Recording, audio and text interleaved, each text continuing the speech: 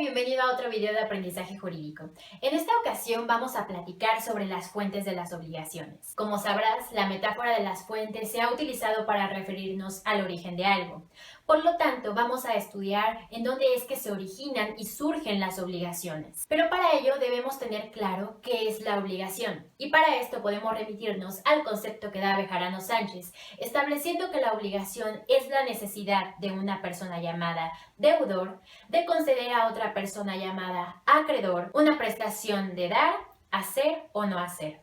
Por tanto, en sentido amplio, podemos decir que la obligación es esta necesidad de cumplir voluntariamente con una prestación a favor de una persona que ya existe o de una persona que eventualmente puede llegar a existir. Tanto la legislación civil como la doctrina han adoptado una clasificación tradicional que tiene su origen en el derecho romano y que distingue una clasificación cuatripartita de las fuentes de las obligaciones, siendo el contrato, el cuasicontrato, el delito y el cuasidelito.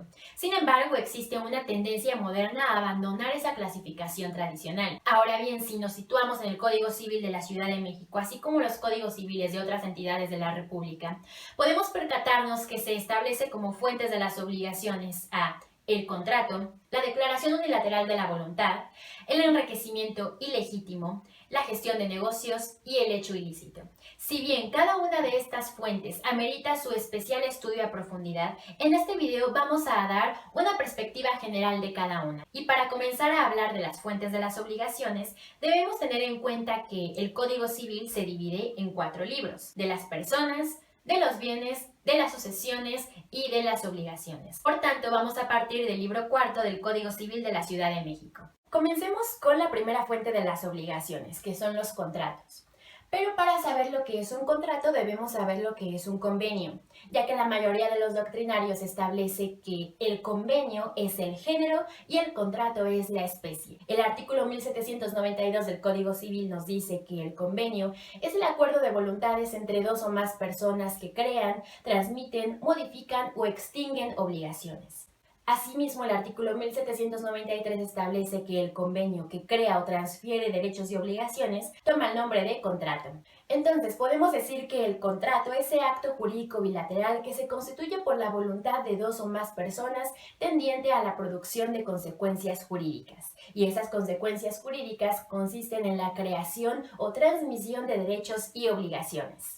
Ahora bien, el contrato es un acto jurídico y como todo acto jurídico tiene elementos de existencia y elementos de validez. Los elementos de existencia del acto jurídico son el consentimiento, el objeto y en algunas ocasiones la solemnidad. Se dice que son elementos de existencia ya que sin estos elementos no podría existir el acto jurídico. Platiquemos primero sobre el consentimiento. El consentimiento es el concierto de voluntades, es decir, para que exista un acto jurídico, los sujetos que lo celebran deben de emitir una declaración de voluntad para celebrarlo. Por tanto, deben de ponerse de acuerdo esas voluntades. Y aquí existen dos voluntades sucesivas, es decir, la oferta y una aceptación a esa oferta.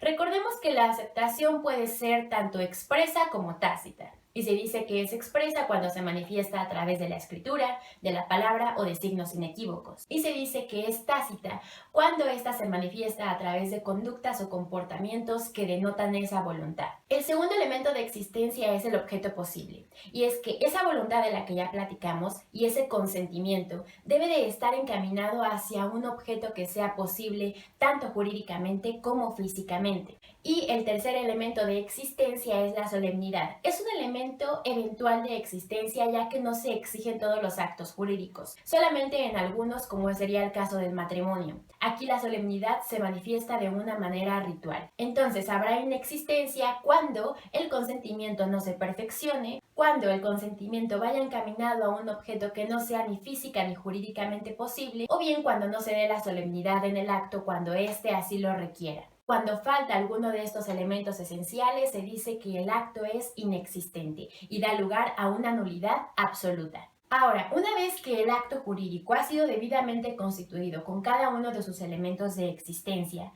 para que éste surta efectos jurídicos de manera plena y sea eficaz, debe de contar con elementos de validez. Dentro de estos elementos encontramos a la formalidad, y esto implica que la voluntad del acto debe de exteriorizarse de la manera exigida por la ley. Todo acto jurídico tiene una forma, por ejemplo, ya sea que se exija que se manifieste de manera escrita o bien de manera verbal. Como segundo elemento de validez tenemos que el acto debe de estar exento de vicios del consentimiento, es decir, no debe de haber error, dolo, mala fe, violencia o lesión. Así que valdría la pena que profundices sobre este tema en particular. Como tercer elemento de validez tenemos que el objeto, motivo o fin del acto debe de ser lícito. Y el cuarto elemento de validez es la capacidad, es decir, la aptitud de una persona para adquirir derechos o contraer obligaciones, ya que los autores del acto deben de ser capaces. Y recuerda que la capacidad puede ser de goce y de ejercicio. Así, si el acto jurídico cumple con todos los elementos de validez, el acto es válido y eficaz. Sin embargo, si no cumple con alguno de estos elementos, el acto será inválido y tendrá una nulidad relativa. Ahora, para que platiquemos sobre los efectos de los contratos, debemos partir del hecho de que estos generan obligaciones para las partes.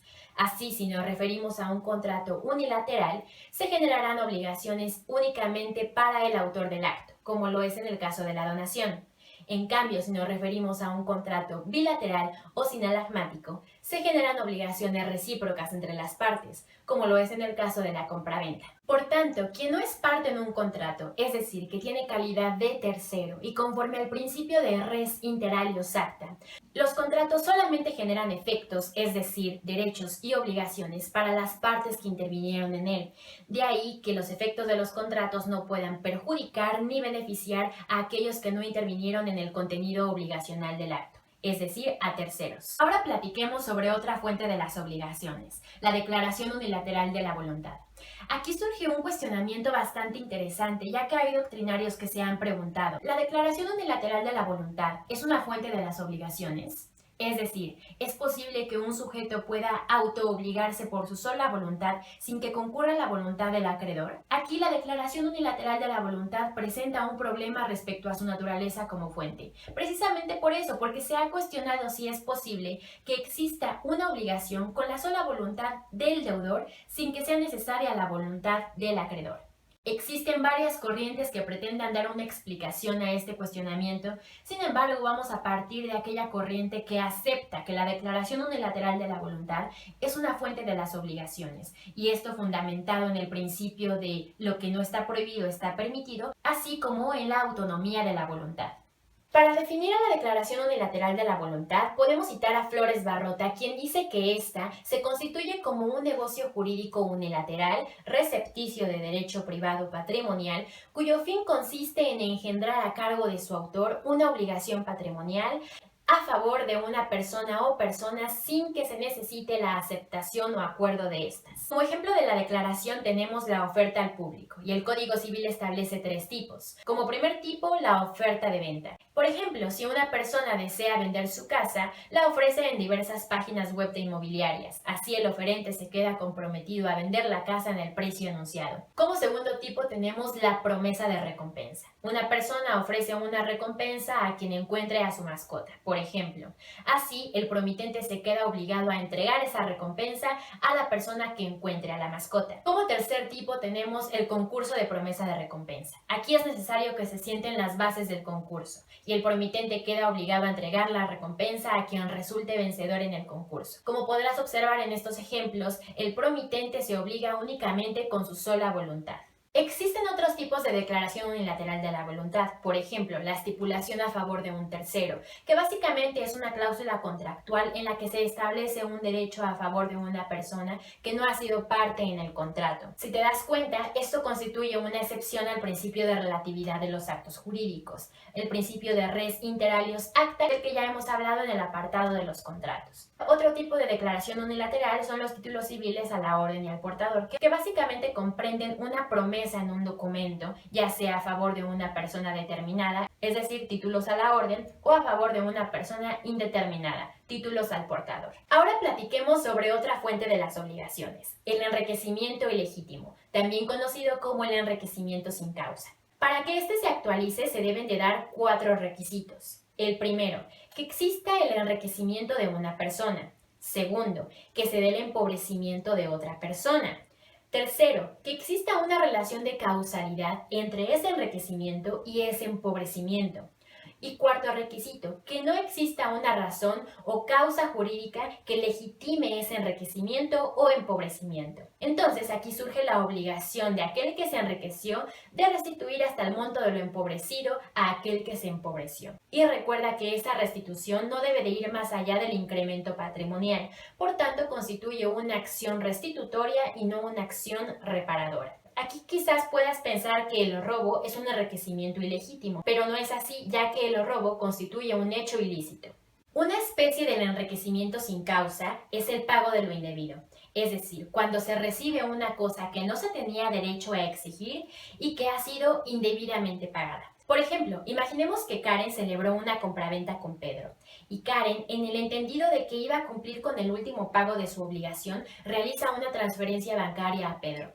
En esta situación, Pedro tiene la obligación de restituir el monto de la transferencia a Karen y esta devolución se conoce como la repetición de lo indebido. Ahora platiquemos de otra fuente de las obligaciones, la gestión de negocios. La gestión de negocios es un hecho lícito voluntario, también conocido como cuasicontrato, que básicamente consiste en la intromisión de una persona de manera intencional, es decir, que carece de mandato o de una obligación legal en los negocios de otra persona, con el propósito altruista de evitarle un daño o de producirle un beneficio. La gestión de negocios tiene una naturaleza extracontractual. Cabe mencionar que esa intromisión no está prohibida, ya que se fundamenta en el sentimiento de solidaridad social. Y como características de la gestión de negocios tenemos que esta intromisión debe ser intencional y espontánea. Como ya vimos, debe de carecer de un mandato o de una obligación legal. Y debe de estar precedida por el propósito de actuar conforme a los intereses del dueño del negocio.